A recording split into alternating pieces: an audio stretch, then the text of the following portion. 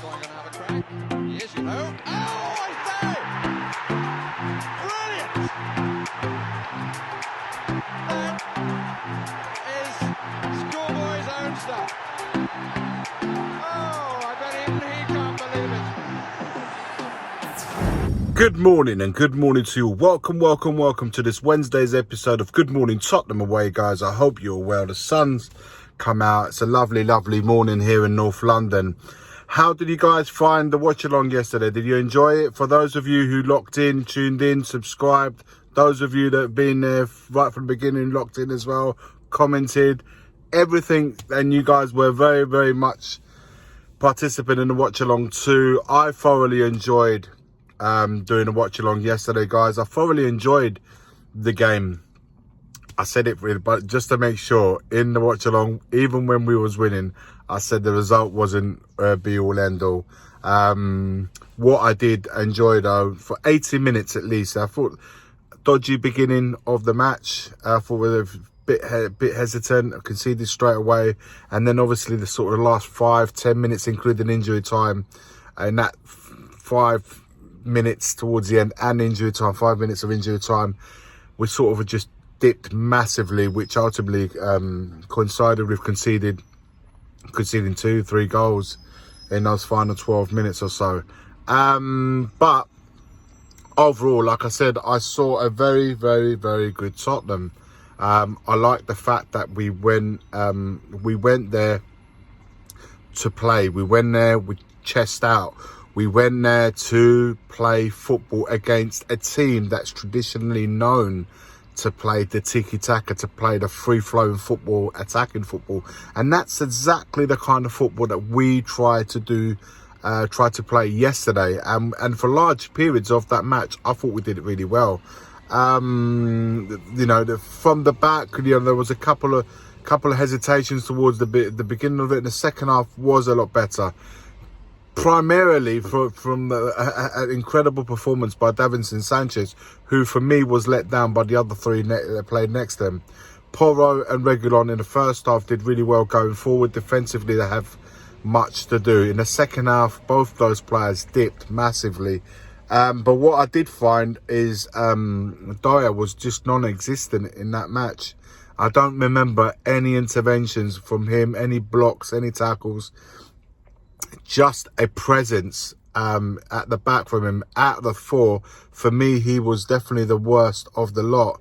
Captain on the day, you'd expect the minimum requirement, leadership. You expect him to be present in from the defensive point of view. Playing from the back, it just not there. I know he hasn't played a lot of football, but he looks a million miles from being ready and even being look to be in contention for Sunday's game. I don't expect Dyer whatsoever to be in a starting lineup. Porro, like I said, brilliant going forwards, not so good going back, and he always seems to miss what is going on behind him. So if the player's on the other side of the pitch and the balls gets whipped in, he doesn't ever look to see where the danger is behind him. So in that front, I expect Emerson to have the edge on him. In regards to, in prospect for Brentford's game away from home, I expect Emerson to be starting. And that side, Jed Spence looked completely. Listen, he's not part of the plans, and he literally had. He had in the minutes that he was on, he had the same will as me waking up at 4 a.m. That's how I saw his participation of yesterday, albeit it was only for a few moments. Reguilon on the other side, good in the first half. I like the fact that when Perisic kept pulling out wide, he was going on the overlap, he was going on overlap to receive the ball again into the byline, tried to pull a few crosses in the box there. That part he did well. In the second half, he completely. It was a massive drop. Midfield was probably my favourite part, guys. Bissouma was superb. I said it in yesterday's stream. I thought he was quality from beginning to end. Absolutely up against, some of the real quality players that Barcelona have. He did not disappoint. brilliant in the defensive covers, brilliant with the tackling, brilliant with ball recuperating balls, and brilliant when he was on the ball. You know, real. Never mind. He never minded receiving the ball under pressure, so he could knock it out. And nearly all of our plays started off from the quarterback. He was there, present to start it up. Skip, another one in the first half, quality, 2 goals. It's amazing when he has a bit of freedom to go forward. He was definitely given a lot more freedom than the number 6 position that we're accustomed to. Once he got that, his timing to get into those goals, for both those goals, was perfect. Definitely something to look. Is he Paul Gascoigne? No, he isn't. But for me, I would definitely keep him as part of the squad. Definitely keep him involved in that. Lo Celso, another good performance for the vast majority. He picks up those positions between the lines brilliantly. I like what I've seen from Lo Celso in pre-season. Long may it continue. And if this is the Lo Celso that we have moving forward, and this system seems to favour him massively, he absolutely understands what Ange wants from him, I think we've got a player in us this season. Fingers crossed. I don't want to get too carried away, but the signs, at least for now, are very good. The front line, Solomon and Perisic.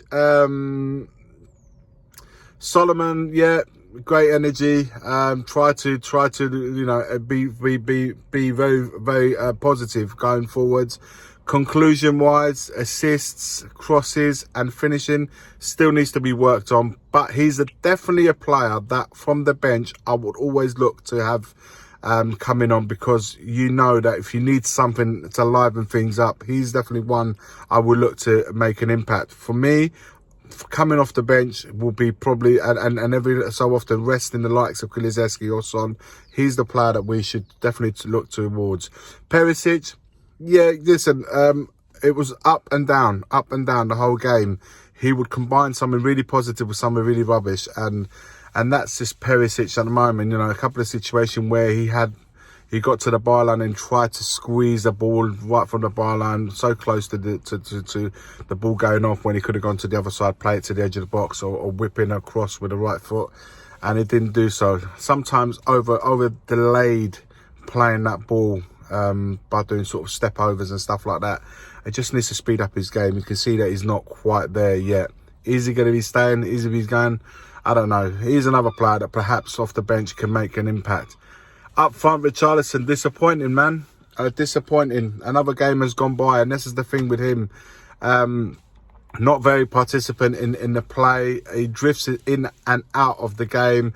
And like I said, a striker that absolutely lets a lot of the game go past him without having any sort of effect. For me, another disappointing performance. It does make me question, is this guy going to succeed at Spurs?